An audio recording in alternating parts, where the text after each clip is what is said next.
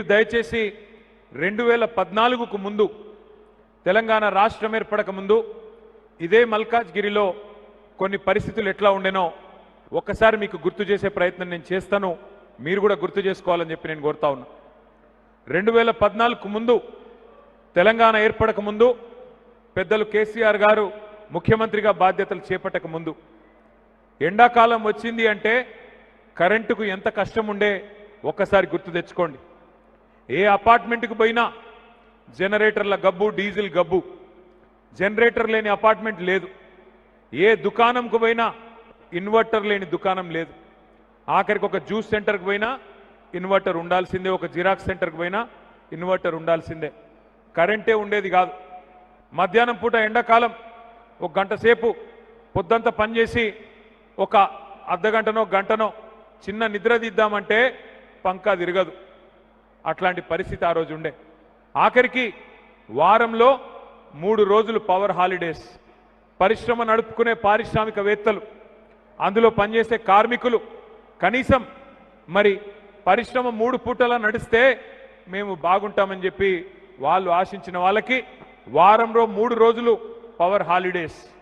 పారిశ్రామికవేత్తలు కూడా ఆఖరికి ఇందిరా పార్క్ కాడ ధర్నా చేసే దుస్థితి.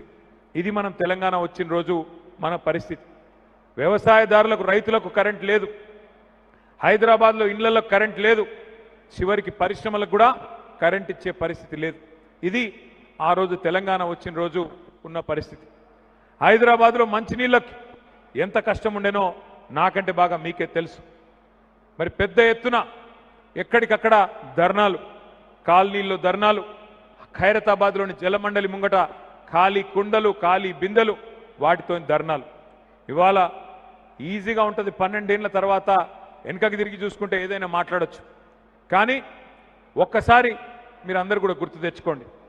కేసీఆర్ గారు వచ్చిన నాడు పెన్షన్ 200 రూపాయలు, కేవలం 200. హైదరాబాద్లో మీరు ఆ రోజు గుర్తు తెచ్చుకోండి ఎట్లాంటి పరిస్థితులు ఉండేది. కానీ 10 ఏళ్ల పదవీ కాలంలో మన నాయకుడు కేసీఆర్ గారి నాయకత్వంలో ఎక్కువ సమయం తీసుకోలేదు.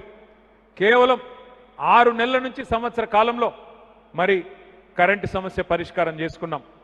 24 గంటలు కంటికి రెప్పలాగా ప్రజల్ని కాపాడుకుంటూ రెప్పపాటు కూడా కరెంటు పోకుండా బ్రహ్మాండంగా 24 గంటల కరెంటు వ్యవసాయదారులకు, పారిశ్రామికవేత్తలకు, ఇళ్లకు ఇచ్చిన నాయకుడు కేసీఆర్ గారు. అట్లాగే నీళ్ల సమస్యని పరిష్కారం చేసి 20,000 లీటర్ల వరకు ఉచితంగా హైదరాబాద్లో ప్రతి ఇంటికి, అపార్ట్మెంట్ అయినా బస్తీ అయినా ఎక్కడైనా 20,000 లీటర్లు ఉచితంగా నీళ్ళు ఇచ్చిన నాయకుడు కేసీఆర్ గారు.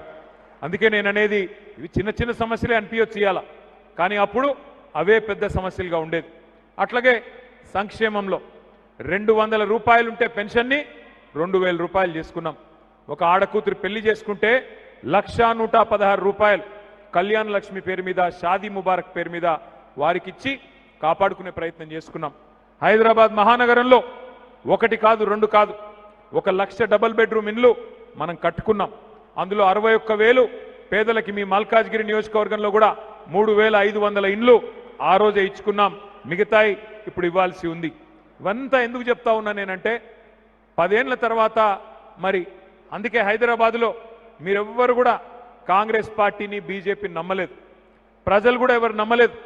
హైదరాబాద్ ముందుకు పోవాలి అంటే, తెలంగాణ రాష్ట్రం పురోగమించాలి అంటే కేసీఆర్ గారి నాయకత్వమే కరెక్ట్ అని చెప్పి ఖచ్చితంగా మళ్ళీ మల్కాజ్గిరిలో సోదరుడు మర్రి రాజశేఖర్ రెడ్డి గారిని బ్రహ్మాండమైన మెజారిటీతో మీరు గెలిపించారు. అంతకుముందు కూడా మల్కాజ్గిరిలో గులాబీ జెండాను ఎగిరింది. కానీ అంతకుముందు మనతో ఉన్న నాయకుడు కాంగ్రెస్ పార్టీలో పోయినాడు. పోయి సరే ఇవాళ ఆయన చేస్తున్న పనులు, మిమ్మల్ని బెదిరిస్తున్నది మాకన్నీ తెలుసు. నేను మిమ్మల్ని ప్రార్థించేది ఒకటే, ఇప్పుడు ఇవాళ రేపు కాలం ఎట్లా ఉంది, మన పిల్లలు ఎంత హుషారున్నారు మీకు తెలుసు. టీజర్ సినిమా ట్రైలర్ చూడంగానే చెప్తారు సినిమా హిట్ అవుతుందా ఫట్ అవుతుందా. అట్లాంటి కాలం ఇది. పిల్లలు చాలా జోరుగా హుషారుగా ఉంటారు. సినిమా ట్రైలర్ చూడంగానే చెప్తారు హిట్ అవుతుందా ఫట్ అవుతుందా. మరి అట్లాంటిది ఈ సినిమా ఇంటర్వెల్ అయిపోయింది. ఇప్పటికి కాంగ్రెస్ సినిమా ఇంటర్వెల్ అయిపోయింది. First half utter flop, disaster.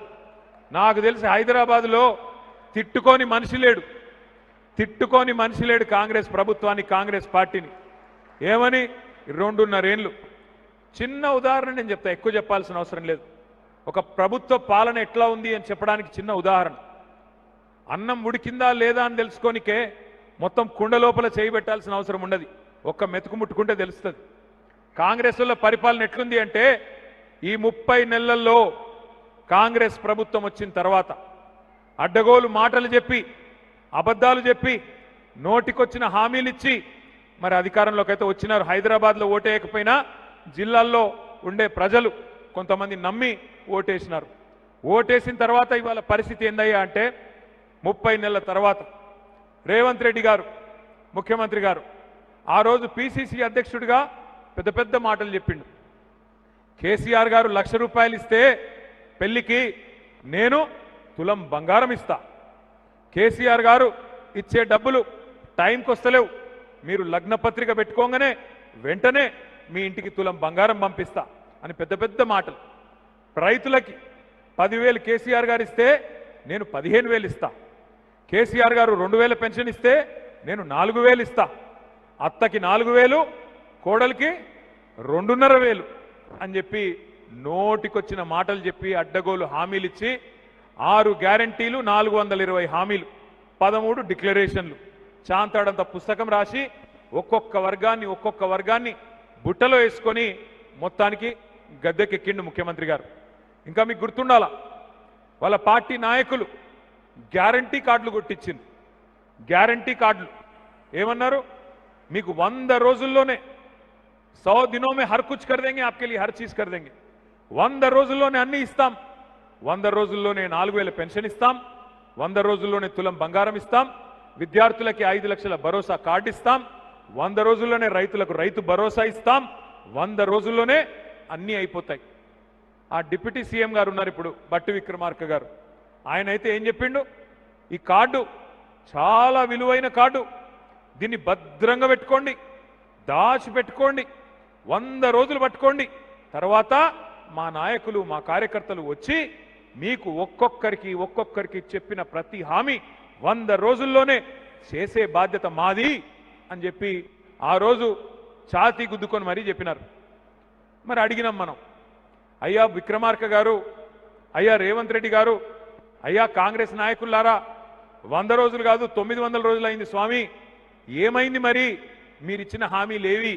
420 హామీలు ఇస్తిరి ఏవి అంటే, మొన్న ఈ మధ్యన ముఖ్యమంత్రి గారు చాలా విచిత్రంగా మాట్లాడుతున్నాడు. కొత్తగా మొన్న ఆదిలాబాద్ పోయి అక్కడ స్పీచ్ ఇస్తున్నాడు ముఖ్యమంత్రి గారు.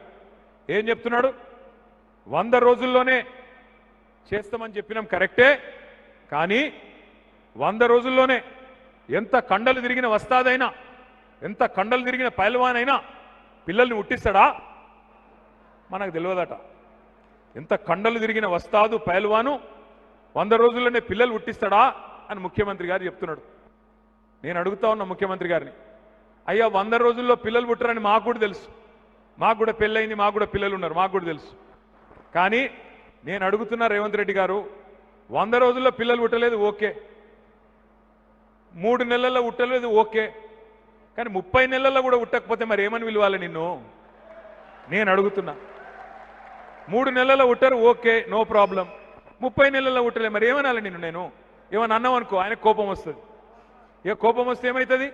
ఇక అడ్డమైన తిట్లు తిడతాడు. ఏమంటాడు, ఏమైందా రేవంత్ రెడ్డి గారు, మరి మహిళలకి నెలకు 2,500 ఇస్తానో కదా, ఏడబోయింది అంటే నీ లాగులో తొండలు ఇడిచిపెడతా. ఏమైనా మరి 10,000 15,000 చేస్తా అంటే కదా, ఏమంటే నీ గుడ్లు వీకి గోటీలాడతా.